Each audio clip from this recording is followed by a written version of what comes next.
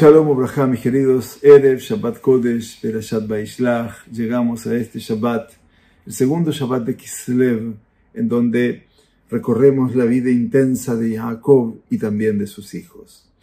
En Perashat Vaishlach leemos acerca del regreso de Jacob a Bet-El, el lugar de la visión profética. ¿Recuerdan? Que había tenido cuando huyó de Canaán 20 años antes. Ese lugar de la escalera, el sueño del Sulam. En cumplimiento de la promesa que había hecho entonces, regresó al lugar, a ese lugar con su numerosa familia, para erigir un altar, un Mizbeach. En preparación para esta peregrinación, Jacob instruye a su familia para que eliminaran los dioses ajenos que están en medio de ustedes. ¿Sí? Aunque parezca mentira. Y ellos cumplieron, con lo cual Jacob enterró esos objetos ya no deseados. El Rashi y el Targum Yonatán, que es la traducción aramea, pero posterior a Unkeluz, que es una traducción más interpretativa, se le llama Targum Yonatán o Targum Yerushalmi, explican que estos eran objetos idólatras que habían pertenecido al pueblo de Shechem.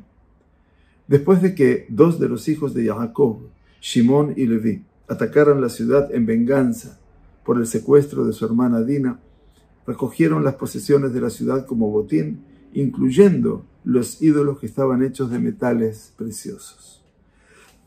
Mientras Jacob se preparaba para su regreso a Bet-El, instruyó a su familia para que eliminaran esos objetos de adoración pagana.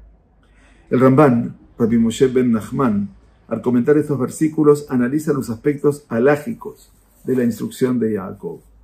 Dice Ramban, la decisión de la Gemara en Masejet Avot señala la decisión de la Gemara en Masejet Avodah Zarah, la página 43, de que los objetos idólatras deben ser destruidos, ya sea moliéndolos hasta convertirlos en polvo, como fue con el becerro de oro, recuerdan después, y esparciéndolos o arrojándolos al mar, y que enterrarlos no es suficiente.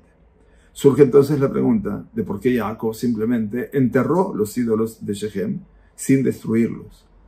Y Rabbi Moshe ben Nachmanides, responde a esta pregunta afirmando que los hijos de Jacob primero hicieron que el pueblo de Shechem renunciara a su creencia en los ídolos. La Gemara entonces en Avodah Zarah enseña que una vez que un idólatra renuncia a un objeto de adoración, incluso bajo coerción, su renuncia tiene el efecto de despojar al ídolo de su condición de prohibido. Lo mismo va a pasar más adelante. No sucede lo mismo con los ídolos de los judíos que siguen estando prohibidos incluso si el judío renuncia a ellos. O sea que hay que tener una condición de eliminarlos completamente. Por eso el becerro de oro que Moshe Rabbeinu elimina.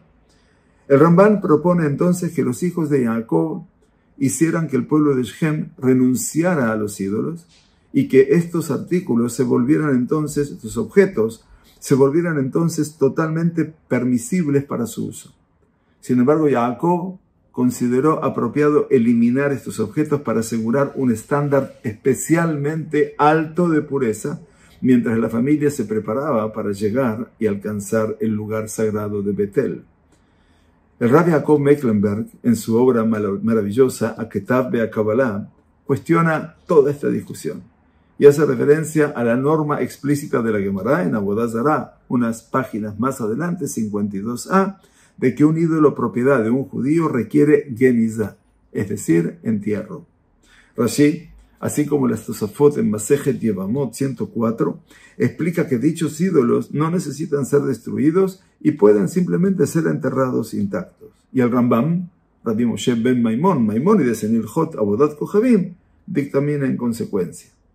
Se desprende entonces que la halajá distingue claramente entre los ídolos propiedad de gentiles que deben ser destruidos y los ídolos propiedad de judíos para los cuales basta con el entierro. Por lo tanto, una vez que los hijos de Jacob se apoderaron de esos objetos y pasaron a ser propiedad judía, requieren entierro y sí tuvieron que ser destruidos. Rav Mecklenberg sostiene entonces que la discusión del Ramban es superflua y que no hay necesidad de cuestionar por qué Jacob enterró los ídolos de Shechem en lugar de destruirlos. Bueno, también los comentaristas tienen pareceres diferentes y obviamente esa es la riqueza que nosotros ganamos. La realidad vuelve a ocupar un escenario donde la halajá también importa y de cómo se los debe destruir y cómo se los debe enterrar.